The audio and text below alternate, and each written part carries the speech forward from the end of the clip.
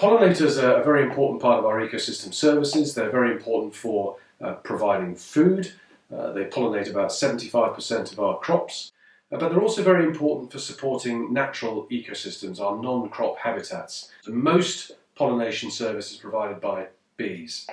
And there's increasing evidence that bees are in decline in some parts of the world, and this is because they're facing global stresses such as climate change, the increased use of pesticides, land use change that leads to shortage in food, but also disease is an increasingly important stressor. And these stresses are particularly important when they interact, so a diseased bee may be much more susceptible to the effects of a pesticide.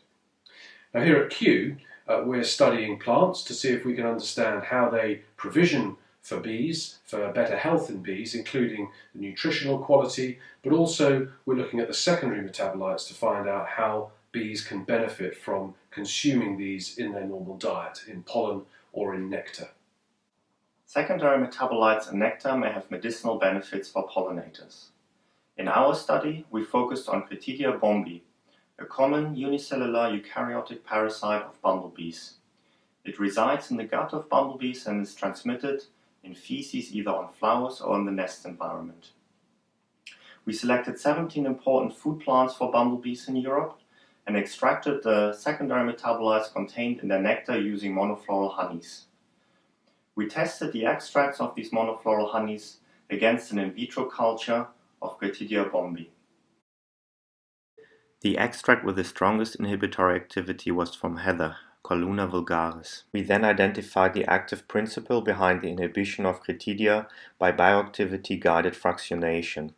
We partitioned the metabolites in heather honey extract by polarity with flash chromatography and semi-preparative HPLC and tested fractions against Cretidia in vitro. Using mass spectrometry, we identified a single compound in one of the fractions that explained the activity against the parasite. We used nuclear magnetic resonance spectroscopy to determine the structure of this compound. A combination of proton NMR, carbon-13 NMR and 2D NMR techniques revealed the compound as an allenic megastigmine. We named this compound callonine after the heather plant Calluna vulgaris. Next, we went into the field to sample nectar directly from heather. This verified that callonine occurs naturally in heather nectar at concentrations sufficient for complete Cretidia inhibition. We also analyzed the crops of buff-tailed bumblebees foraging on heather and found callonine present at high concentrations. To directly test the effects of callonine on Cretidia infections in bumblebees, we conducted a range of in vivo experiments with buff-tailed bumblebees in the lab. Bumblebees that fed on nectar-relevant concentrations did not show a reduction in existing Cretidia infections. However, when bumblebees fed on callonine before oral inoculation with the parasite, or when the parasite was exposed to callonine for 60 minutes before being fed to the bumblebees, we observed a reduction in infections, suggesting a prophylactic effect. To understand why callonine might have a prophylactic but not curative effect, we first microscopically examined the effects of callonine on Cretidia directly.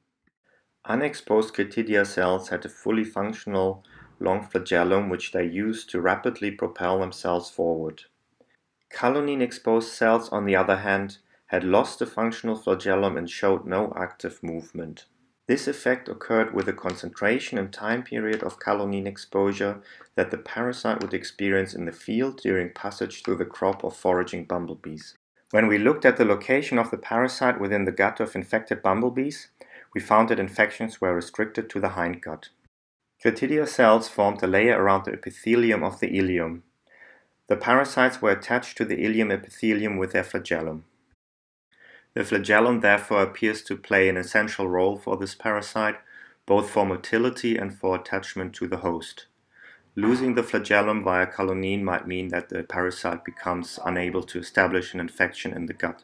At the same time, chemical analyses showed that callonine is not reaching the hindgut of the bumblebee, presumably because it is degraded in the midgut.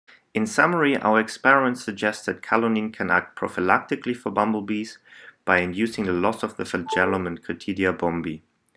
At the same time, existing infections remain unaffected by Calluna ingestion, as the compound is not reaching the hindgut as site of infection. Our study shows that pollinators like the buff-tailed bumblebee can gain prophylactic benefits from a nectar metabolite like Calluna in Calluna heather. This is potentially quite relevant in an ecological context in Europe, where heather is one of the dominant food plants for bumblebees, including being the second most productive nectar sugar producing plants in the UK. At the same time, it's also slightly worrying because heathlands, including Calluna-dominated heathlands, have declined quite rapidly in Europe, including an 85% decline of lowland heathlands in the United Kingdom in the last century. So potentially pollinators might be losing a major medicinal plant for themselves here. We are still at the beginning of understanding the potential medicinal value of plants for pollinators. Identifying and protecting key plants that promote pollinator health will be important to safeguard pollinators in the future.